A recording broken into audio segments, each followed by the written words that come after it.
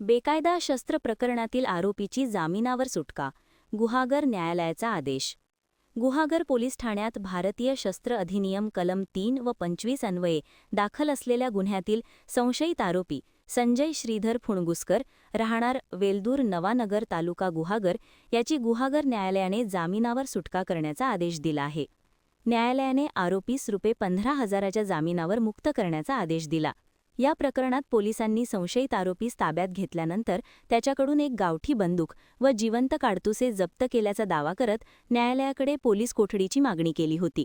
मात्र संशयित आरोपीतर्फे ॲडव्होकेट अलंकार विखारे यांनी न्यायालयासमोर युक्तिवाद करत पोलीस कोठडीची आवश्यकता नसल्याचे मांडले.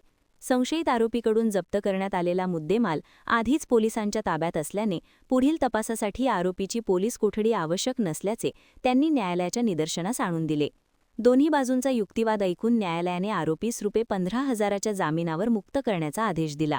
सदर प्रकरणात आरोपीतर्फे ॲडव्होकेट अलंकार विखारे यांनी बाजू मांडली असून त्यांना त्यांचे वरिष्ठ ॲडव्होकेट संकेत साळवी यांचे मार्गदर्शन लाभले. महान कार्य न्यूजसाठी विनोद चव्हाण, गुहागर.